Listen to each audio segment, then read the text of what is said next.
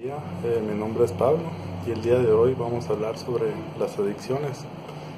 Pues yo soy consejero en adicciones y tengo varios diplomados y estoy especializado pues en este estudio, aparte de la experiencia que tengo, tanto como viviendo en los centros de rehabilitación. Tengo miles de horas de terapias, de auditación de Dianética, de consejería, tanto a los familiares como al usuario, que es la persona que está consumiendo. Entonces, a lo largo de estos años, me he dado cuenta de que lo primero que hay que ver es saber qué son las adicciones. Porque muchas veces estamos enfrentándonos contra algo que no tenemos ni la menor idea de lo que es. En mi experiencia, las adicciones son un foco rojo de que algo anda mal en la familia. Entonces a veces confundimos ese foco rojo con el problema. Es como si yo tuviera un carro y me prende en el tablero el foquito rojo. Y al ver eso me doy cuenta que existe un problema. Entonces, si yo no tuviera nada de experiencia en eso, pues pensaría que el problema es el foco que prendió, no que el foco prendió porque existe un problema más profundo, digámoslo así, como del motor. Entonces una persona sin experiencia, ¿qué va a hacer? Va a ir a buscar otro foco y va a decir, este foco se descompuso, está prendiendo y no debería de prender. Compro otro foco de otra marca y se lo pongo y vuelve a prender. No se solucionó el problema. Entonces, ¿qué hago? Se le puede ocurrir, voy a desconectarle los cables al foco y de esa manera ya no va a prender. Y se le desconectan los cables y dice, mira, ya se arregló, ya no prende el foco. Sin embargo, el problema no se solucionó. Lo mismo veo yo que pasa en lo que son las adicciones, cuando las personas culpan, por ejemplo, a que la droga es el problema, que todo el problema es la droga, pues tratan de solucionarlo, por ejemplo, internando a la persona, como sería desconectar los cables. Y sí, ya no consume, pero luego, ¿qué pasa? Pues vuelve a consumir. ¿Por qué? Porque el problema no se encontró realmente. Pensaron que el problema era el foquito que prendía y nunca buscaron realmente cuál era el problema. Entonces el problema viene mucho más atrás de cuando la persona empieza a consumir. El día que la persona le ofrecen droga y le dices, mira, ¿quieres probar esto? Te va a hacer sentir bien, te va a gustar. Pues la mayoría de las personas saben que la droga destruye, que es mala. Entonces, si acepta probarla, quiere decir que esa persona ya tiene problemas.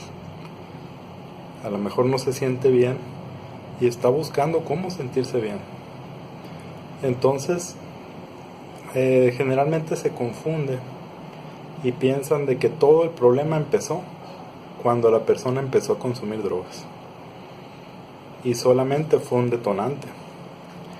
Entonces, cuando están tratando su problema, solo tratan su adicción, y todo culpan a la droga, porque es muy fácil buscar culpables, sobre todo cuando no se quiere esforzar a alguien.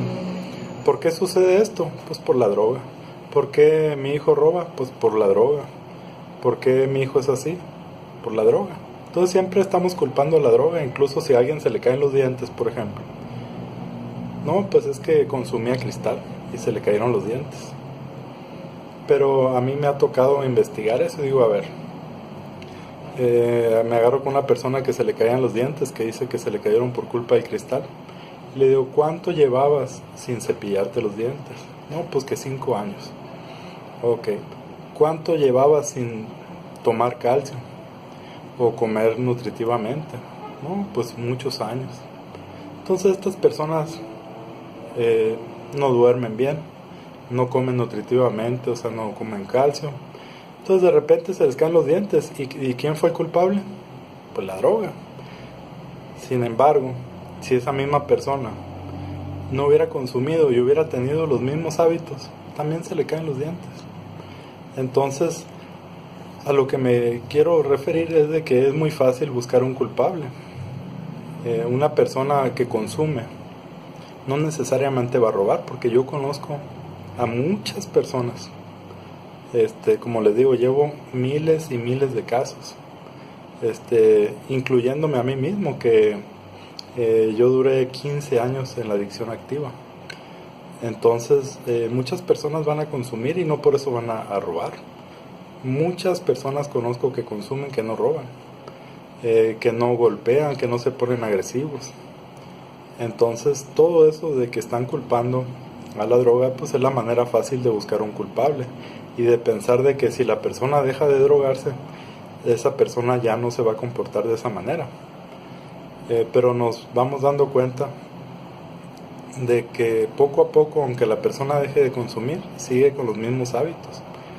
Eso lo pueden encontrar, por ejemplo, en información de AA, de Alcohólicos Anónimos o Narcóticos Anónimos, que se llaman los 12 pasos de la borrachera seca, donde habla de las actitudes de una persona que, aunque deje de consumir, sigue con las mismas actitudes, como la deshonestidad, el no querer ayuda de nadie. Bueno, hay muchas situaciones que se dan que no tienen nada que ver con la droga, sino con la persona en sí. Entonces, antes de empezar a culpar a la droga, tenemos que ver varias situaciones, como por ejemplo nuestro árbol genealógico. Si en nuestra familia, de los dos lados, existen adicciones, divorcios, suicidios, locura, y nos vamos yendo hacia atrás y vemos que el problema no es nuevo, que el problema no acaba de empezar. Entonces, ¿por qué el problema sigue? Porque nadie lo quiere tratar. Y es como una maldición que va de generación en generación. ¿Y cuándo va a parar? Cuando alguien decida pararlo. Pero eso va a costar esfuerzo, va a costar tiempo. Y a mí me toca mucho ver que la familia solo quieren internar, por ejemplo, a la persona que está consumiendo y creen que los demás no tienen un problema, cuando no se dan cuenta que la única forma de salir adelante es en equipo. La persona sola no va a poder salir adelante. Tal vez sí pueda, pero lo van a hacer batallar mucho más. Y el problema no se va a solucionar totalmente, porque el problema es toda la familia, aunque no consuman. Entonces, ¿qué es lo que tenemos que ver? Pues desde cuánto amor hay en la familia, cuánta comunicación existe, cuánta realidad existe en la familia, o sea, qué tan reales son el uno al otro, si realmente pueden hablarse con confianza o tienen que andar fingiendo, tienen que andar ocultando cosas. Entonces, en una familia debería existir plena confianza, podrían hablar de cualquier tema. Pero muchas veces, por ejemplo, alguien que consume y para de consumir, a la hora de recaer, no quiere decirle a la familia porque ya sea que lo van a internar o van a hacer un escándalo. Entonces, ¿qué pasa? No lo comentan y la persona no recibe ayuda y siguen esos patrones, ¿no? Entonces, ¿por qué? Porque no existe la confianza. Entonces, en las familias muchas veces piensan de que comunicarse es hablar, y el comunicarse lleva también el poder entender, el poder escuchar a la otra persona. Entonces a veces los padres nomás quieren tener su punto de vista y están fijos en eso y no quieren escuchar los puntos de vista del hijo. Y es muy importante escuchar eso, es muy importante saber cuál es su realidad, comprenderla, y aunque no estemos de acuerdo, el comprender eso para poder llevar una conversación y poder entender a nuestros familiares. Entonces, también tenemos que ver qué tantas culpas tenemos, porque cuando nosotros hacemos algo y nos sentimos culpables, hay un mecanismo que empezamos a justificar por qué yo no soy culpable. Entonces empezamos a buscarle defectos a la otra persona. Entonces sucede mucho que en las familias la mamá o el papá o los dos se sienten culpables de la adicción, y al sentirse culpables empiezan a buscar los defectos hacia el hijo. Entonces, en lugar de buscar las virtudes, le empiezan a buscar los defectos. Cuando queremos que algo se repita, simplemente tenemos que agrandar eso, pensar en eso, hablar sobre eso. Entonces, cuando una persona sale de una rehabilitación, por ejemplo, ¿qué es lo que hace la familia?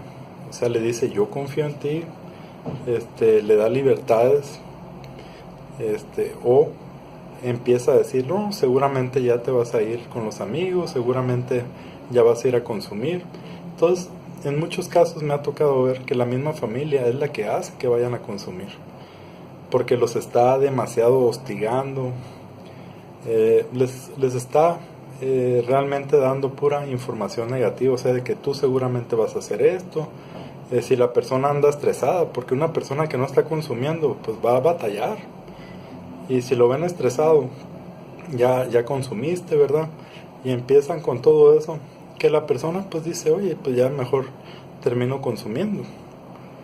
Entonces, para eso, luego los quieren internar. Y al internarlos les dicen que están internados ahí. ¿Para qué? Para que se dejen de drogar.